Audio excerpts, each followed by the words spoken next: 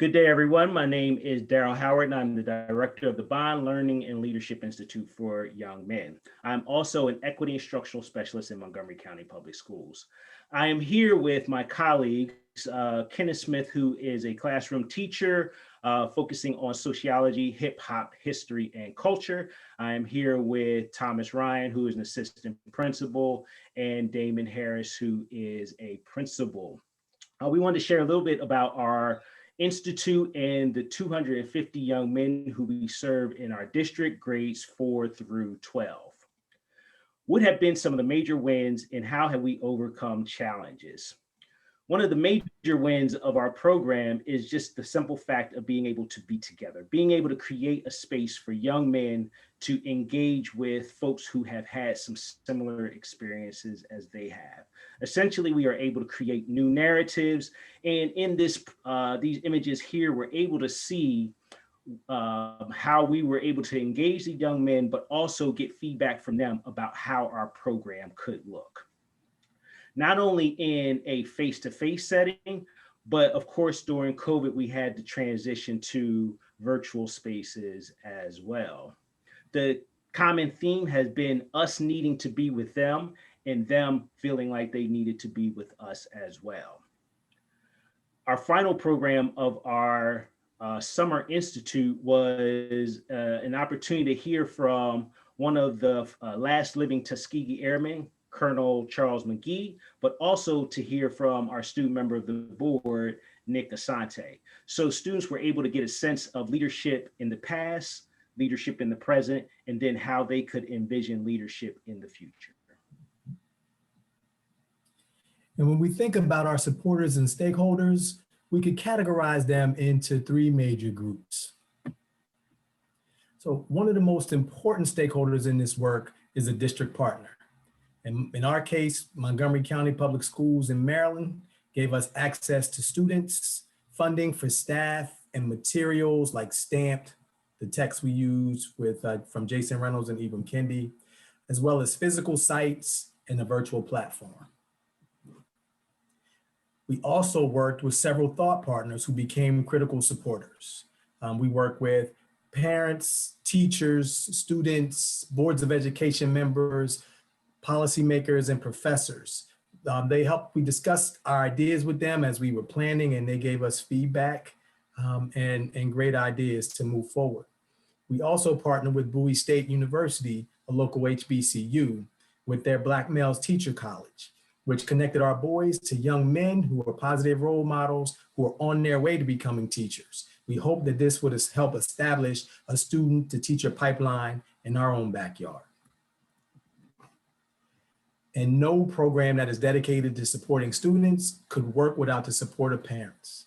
We talked with our parents during our developmental phase.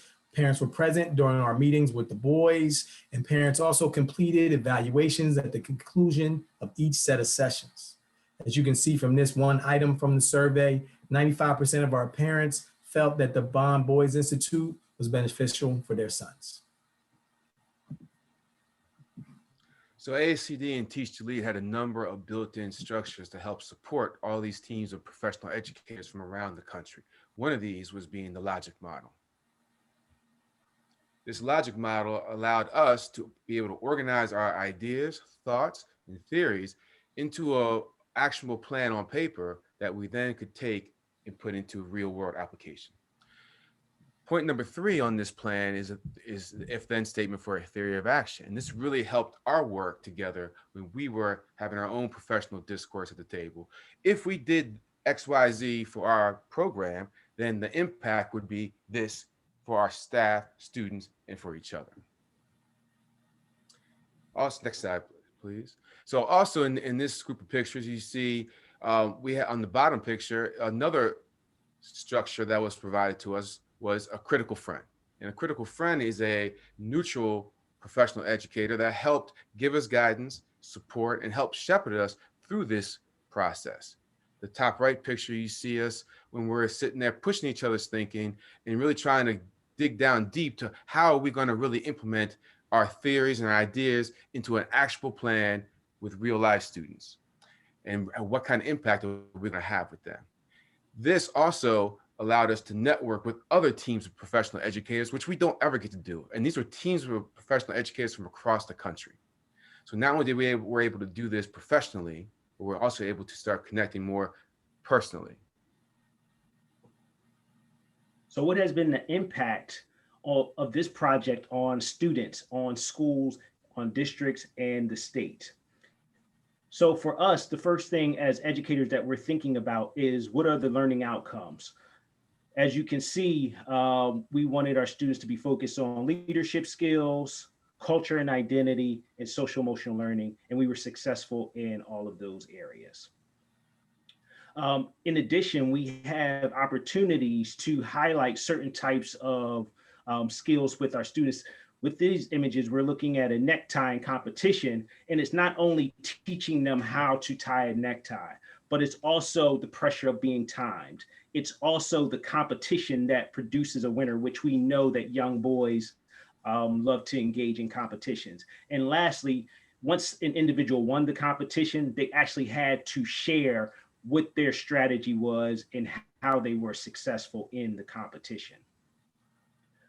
As was mentioned earlier, we had summits with different stakeholder groups, and one of our summits focused specifically on analyzing workforce diversity and the impact of male educators of color on male students of color. With that, we involved the audience in some 6-word stories through social media.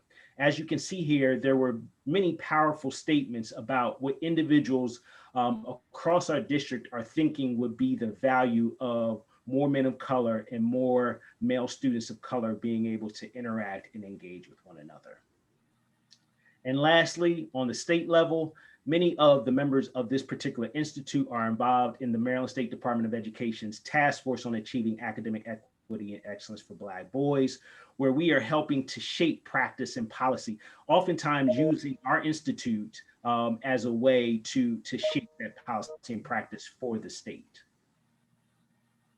Right, and finally, what is something that we took from this experience at Teach to Lead that we think that other teachers should have the opportunity to experience? Next slide. And first and foremost, it was just extremely powerful to be in the presence of so many other educators from all around the country doing the work of improving the lives of our students. And we were able to build this network of support and truly understand that we're not doing this work alone. So to be in the presence, to see other people doing this work, gain support from them, lend advice, was a very powerful experience for us. Next slide. Then also, the team that we went out to Salt Lake City with, we got a chance to learn more about ourselves. I mean, though we knew each other, we never really had the time to spend with each other to learn more about our professional endeavors, but also to really get to know each other in a more informal setting. So we were able to enhance our relationships amongst each other. Next slide. And then of course, when we came back from the summit, we were so energized that we wanted to share the passion with our fellow educators. So when we brought them on board for this project, we had that energy and we were able to empower them, talk about our experience with the summit, and build strong relationships with our colleagues. And then finally, of course, the fruits of our labor. From the logic model to seeing our plan come to fruition and the way that it impacted our boys was extremely powerful, not just for them, but for us. Next slide. And then finally, our theory of action. So in our quotes, if school was a better experience for children of color, maybe more of them would want to be teachers. And then if school was a better experience for male educators of color, maybe more of them would want to stay as teachers. Next slide. And so with that, we would like to thank all of you for your time. And definitely, we appreciate the efforts that the Teach to Lead Summit, partnering with ASCD, provided this opportunity for us to build this program and to share it with all of you. Thank you all very much.